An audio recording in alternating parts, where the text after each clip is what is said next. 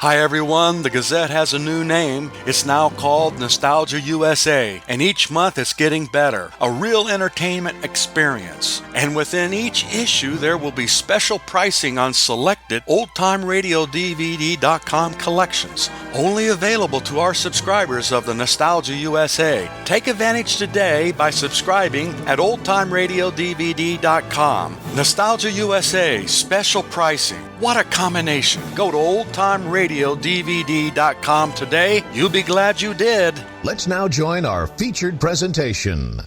Hello, are you there? Well, we're here at Camp Elliott with Marines. Yeah.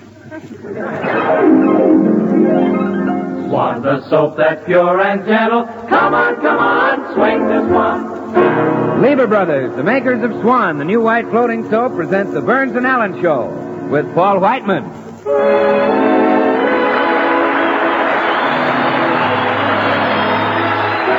Our singer, Jimmy Catt. Yours truly, Bill Goodwin, the Six Hits and a Miss, and George Burns and Gracie Allen.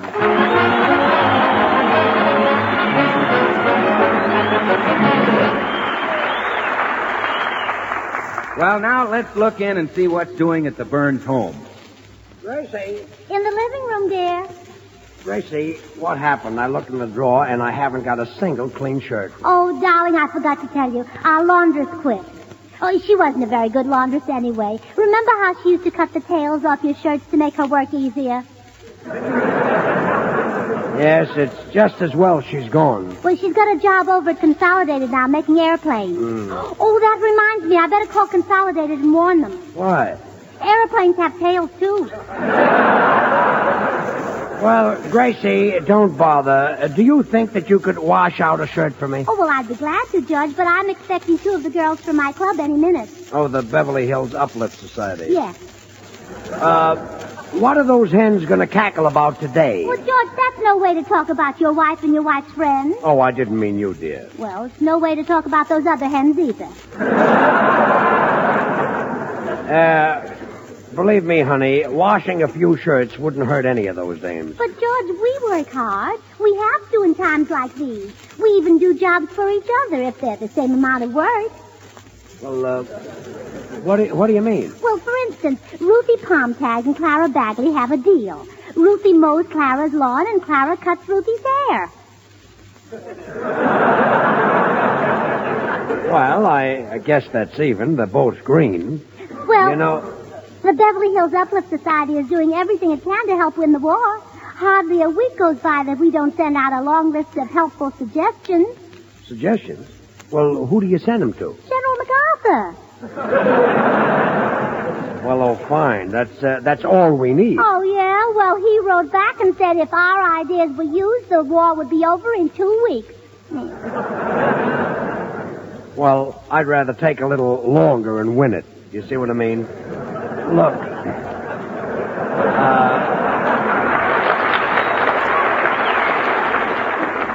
Why don't you girls do something constructive? Well, we like... do. We save all our waste kitchen fat and take it to our butcher. The government uses it to make bombs and bullets. Well, now you're doing something. Why, Blanche Morton alone has turned in 11 pounds of fat this week. Well, why? Well, why does she cook so much? There's the worst cook in the whole world. Her food is enough to kill you. Well, that's the idea. She can't invite the whole German army to dinner, so she figures if her cooking doesn't get them one way, it'll get them another.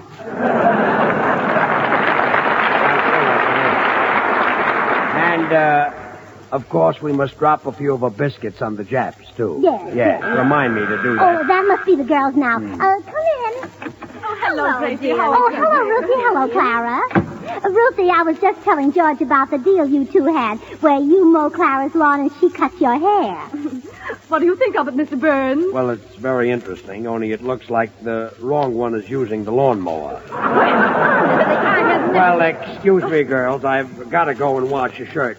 I'll be in the kitchen, dear. Oh, all right. Honestly, Gracie, sometimes I wonder why you married that man. Oh, it was love. I didn't have much choice.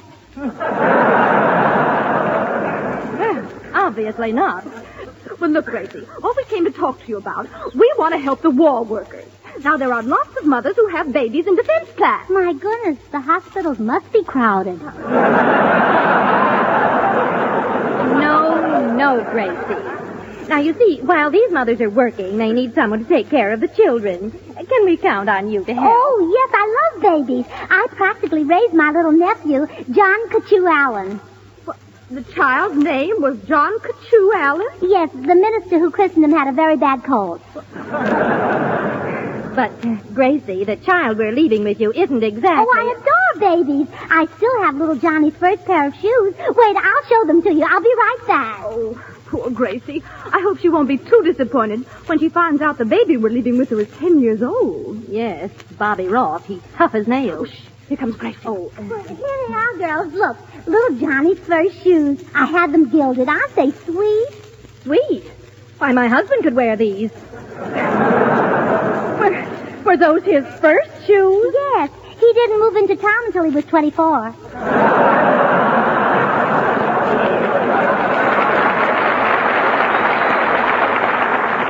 Well, we'll have to run along, Gracie.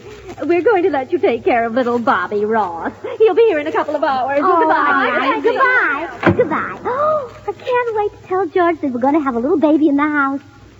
I wonder if the baby will change George. I wonder if George will change the baby.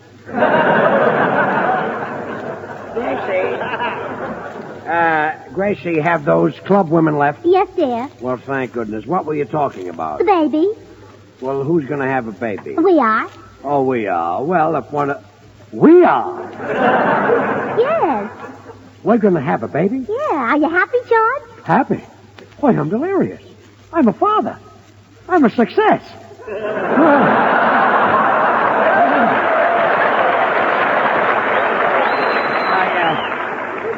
I may have been late getting started, but look out, canter. I'm so glad you're taking it like Oh, boy. I'm going to run down the corner and get cigars for the fella. Now, you just lie down, honey. I'll be right back. Just think. I'm going to have a cigar. I mean, a baby. Oh, I'm sorry. Hey, watch where you... Oh, George. Oh, Well, what's the rush? What's the matter? Oh, why, Bill, I just heard the greatest news a man could hear. Oh, so you heard it too. True. I'm the only one who knows. Oh, now don't be silly, George. It's all over town. All over town? Why, of course. It's even on a billboard at the corner. Oh, no. Well, George, why not? Why keep it a secret? But, Bill... Now, George, if a lot of dealers want to run a special sale on Swan soap, I think people ought to know about it. After all, here's their chance to buy 3 bars of Swan and save. Why keep news like that a secret? But, Bill, that's not what I meant. I'm going to have a baby. After all, George, Swan is the new white floating soap that gives you all those mild, pure suds so fast. And a Swan sale is big news. Although Swan saves you money, sale or no sale.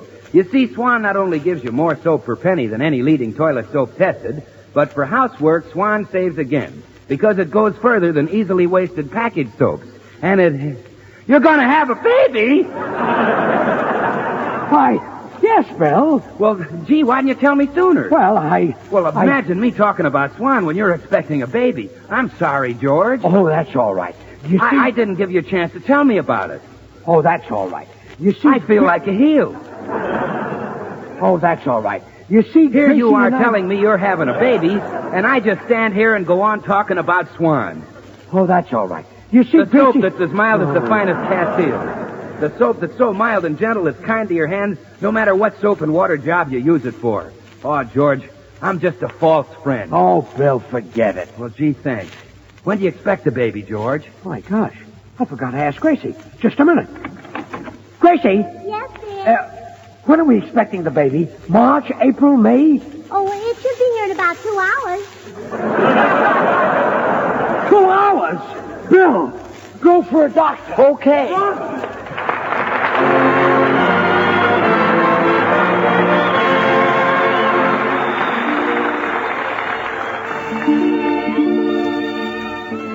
This is Paul Whiteman, and here's Jimmy Cash to sing one of the country's most popular love songs, Stylites Sonata. Okay, Jimmy.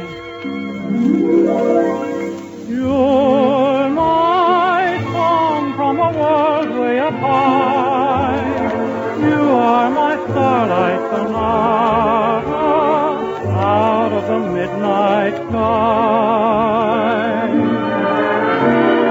There's no melody Starlight Sonata after the sky grows dark.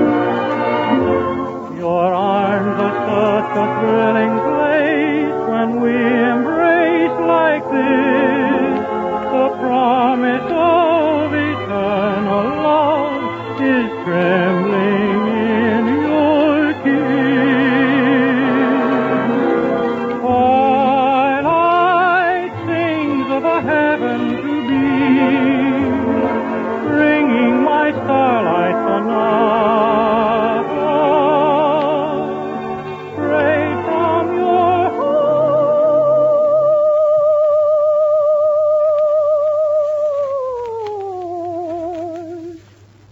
to me.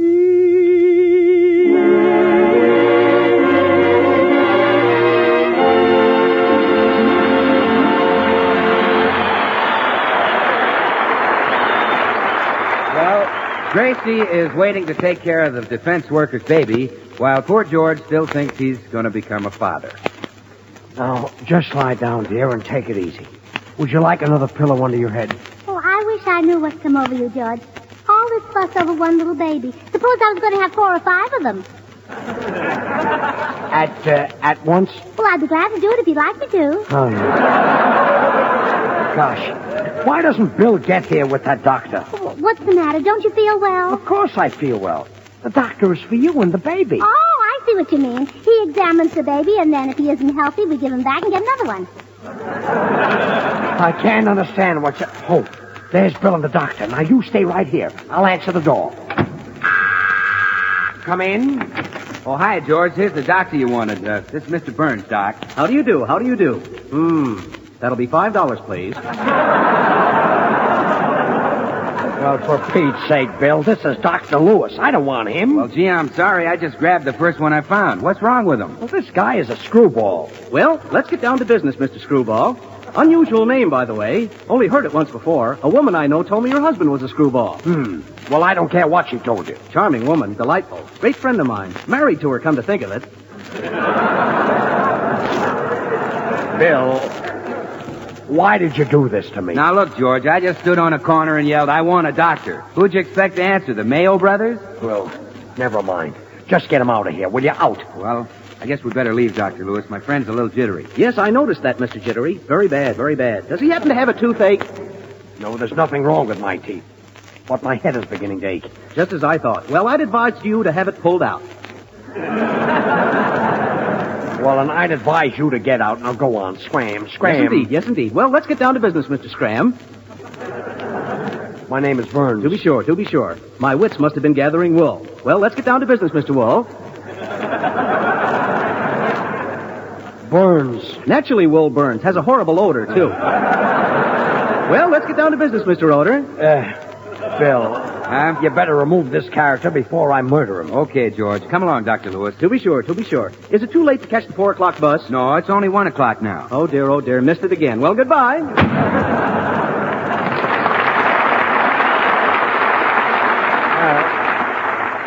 Of all the silly, idiotic things he had... Doctor, did he leave? Well, don't worry. Now, I'll get another one. Now, you just lie down, and I'll go in the kitchen and fix you a nice glass of warm milk. And don't move until I get back. All right, dear. My, he's sweet today. I wonder if he's been playing poker again. Come in. Oh, hello, Gracie. I brought over the child that you're to care for, little Bobby Ross. Oh, how nice, Ruthie. Where is he? Right behind me. Drop that frog, Bobby, and come on in. Okay. This where I'm going to hang out? Yes. Well, take good care of him, Gracie. I'll pick him up later. Goodbye. Goodbye. My, Bobby, you're bigger than I expected. You're quite a handsome little man. Take it easy, lady. I'm going steady. Oh. Well, tell me about yourself, Bobby. Where does your mother work? On one of the airplane plants. She works on the propellers. My goodness. I should think she'd get dizzy spinning around like that. Do you think you're going to like it here, Bobby? Yeah, this is a swell joint.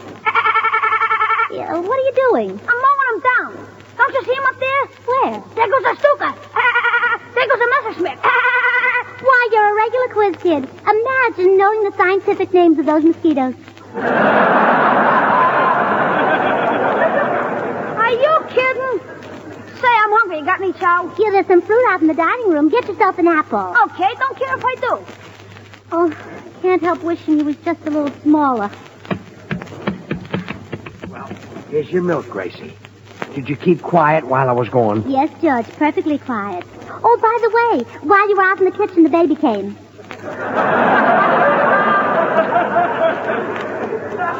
The baby? Yes, but he's just a little bit... Where is he? Well, in the Where is dining he? room. He's getting an apple.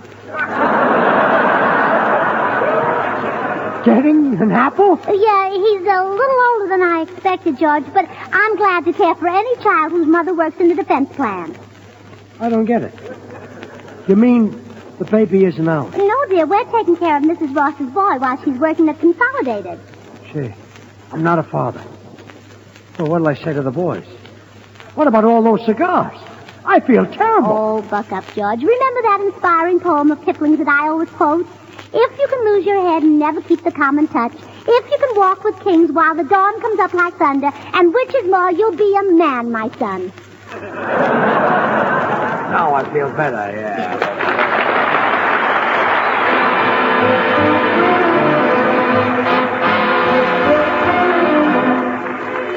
The Six Hits and a Miss, and the boys in the band, and yours truly, have brought a little fat man over here to Camp Elliott to join the Marines.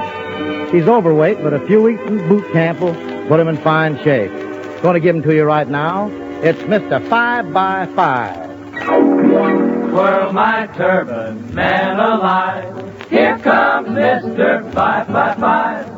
He's one of those big fat mountain boys, solid avenue boys. Mr. 5x5. He's 5 feet tall and he's 5 feet wide.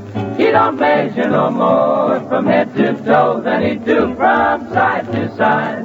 Mr. 5x5, a 15 chin and a line of jive.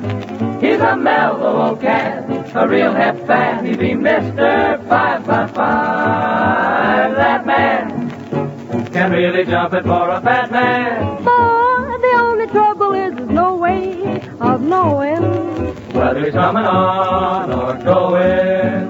5x5. He's slightly bumped on the solid side. He don't shake it no more from head to toe than he do from side to side.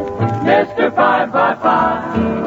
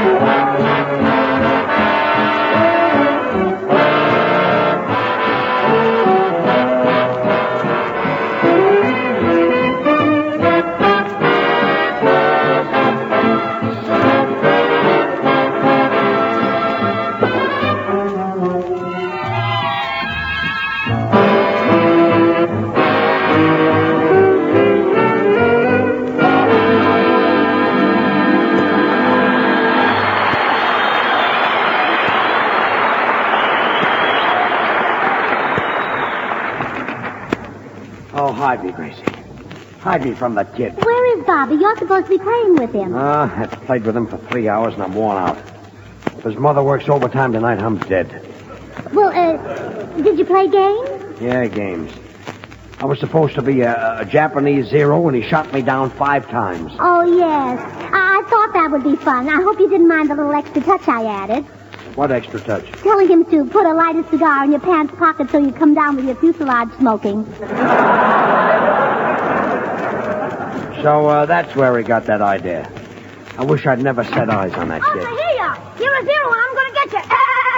You're down. Okay, I'm down. Now let go of my sleeve. Let go of my sleeve. What are you doing? I'm tearing off a piece of your wing for a souvenir. Now cut it out. Now, I'm not going to play any more zero with you. okay. You make a lousy zero anyway. My grandmother is more maneuverable. Why, you... Oh, now, little... dear, please. Oh, I'll tell you what, Bobby. Suppose I tell you a story. I hate stories. You hate stories, huh? Sure, they're corny. Gracie, tell them a story and make it long. All right. I'll tell you the story of Goldilocks and the Three Bears. Oh, brother. Now, once upon a time, there were three little bears who lived in a itty-bitty pool. And whenever they huffed and puffed, they blew it down. Is she on the level? Keep your yap close, kid. Go ahead, Gracie. Well, one day, a girl named Little Red Goldilocks was riding through the woods in a pumpkin coach. She came to the itty-bitty pool and knocked on the door, but nobody answered, so she climbed up the beanstalk and went in. Hey, lady. Shut up. Go on, Gracie. Well, while she was asleep, the three little bears came home and they said, fee, fo, fi, fum, I smell. Little Red Goldilocks tried to run away, but she had very small feet, and at midnight the bears caught her and hit her on the head with a glass slipper. Oh, go on. That's all. That's the story? Mm-hmm. Okay, kid, shoot me down again.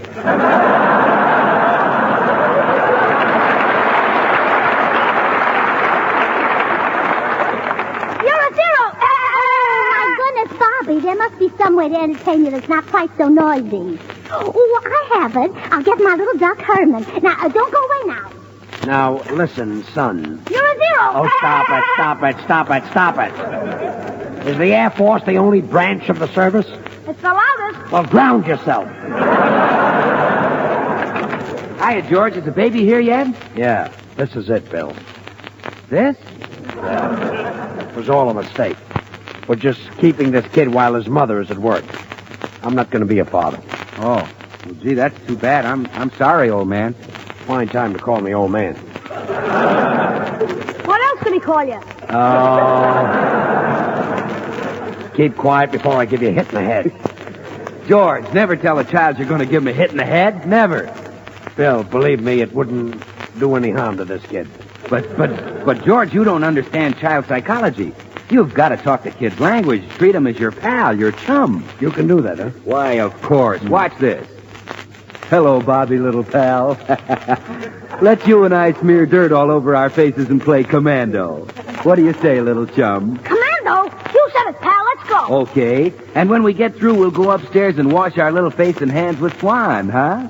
You know. You know Swan, the new white floating soap that gives you all that swell baby gentle lather so fast. What do you say, little chum? You trying to make a stooge out of me? That psychology is great. I wouldn't be without it more, Bill. More psychology. Well, I can see that Bobby Right likes up, his Bill. talk straight from the shoulder. Man to man, eh, little chum? You shut up, wavy wig. Yeah, go right ahead, Wavy Wig. Give him that man-to-man stuff. Well, I will, George. Little pal, man to man, you can't buy a purer soap than Swan. Swan's as mild as the finest Castiles. So mild it's swell for even a baby's tender skin. So naturally it's great for your bath or shower.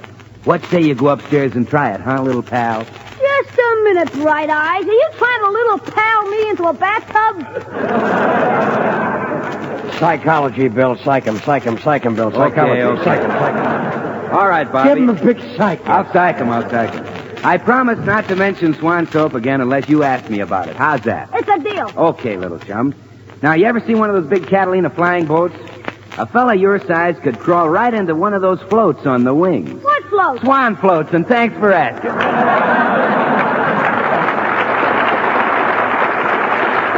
Yes, sir. Now that you brought it up, Bobby, I might mention that you can break Swan in two and use half in the kitchen for dishes and housework and half in the bathroom for your hands and face or your bath. One soap for the whole house, little chum. Cross me up, huh? Now you're a zero.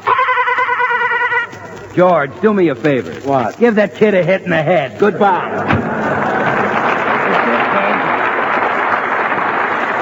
Yeah, kid. Everybody loves you. Oh, Here we are, Herman. Now say hello to your little friend, Bobby. You're a zero, Herman. Oh, boys, please. Herman, why don't you sing a song for Bobby? Oh, come on. I'll tell you what. We'll sing Three Blind Mice like we always do, all right? Good. Now you start it off and then I come in. Go. Three blind mice. See how they run.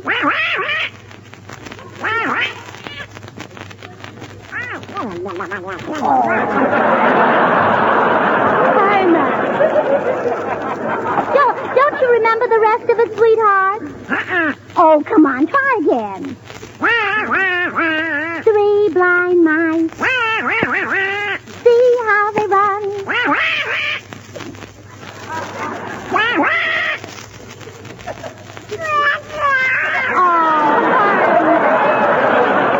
Herman, I'm surprised at you. Even a baby could remember that song. Now, I'll start this time, and you follow me. Three blind mice. See how they run. Let's play something else. You're zero, Bobby. Quiet. I wish somebody would fire a real machine gun at me, loaded with aspirin. Come in. Oh, good evening, Gracie. Well, Bobby's mother has finished work, and I've come to take him home. Well, I never thought I'd say that, Mrs. Plumtag, but bless your heart. Now I can get some rest. Okay, Bobby, out. Oh, by the way, in Bobby's place, I'm leaving another child to spend the night with you. Oh, no. Oh, isn't that wonderful, George? We're going to be parents on the swing shift. Yeah, it's really wonderful. Well, come in, Jenny, and say hello to Mr. and Mrs. Burns. Hello. Oh, a little girl. Oh, George, isn't she the sweetest thing you ever saw? Yeah, she's cute. Yeah, but if we have to have a kid around here, I'm glad it's a little girl. Hiya, Jenny. What's the good word? You're a zero. Oh, no!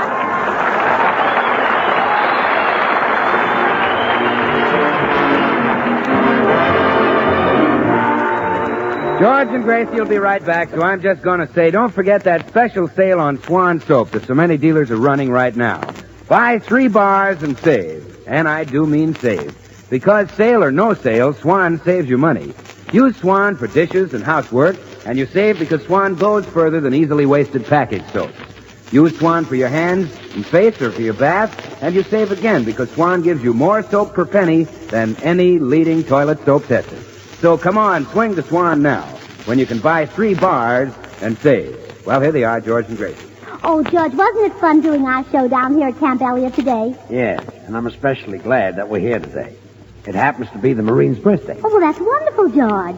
Today the Marines are 167 years old. Oh, really? Well, some of them don't look it. Well, congratulations.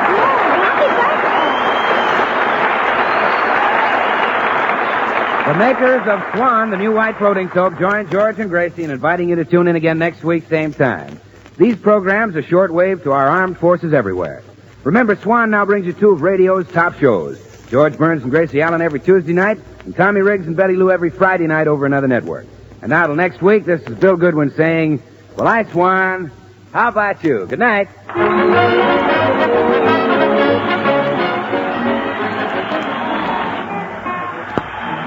Try Spry. You'll find the baking you turn out fluffy and light. Try Spry. You're sure to hear your family shout what a delight.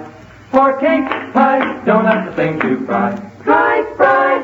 What's that you say? You're gonna try it today? Why, sure. Try Spry. This is the Columbia Broadcasting System.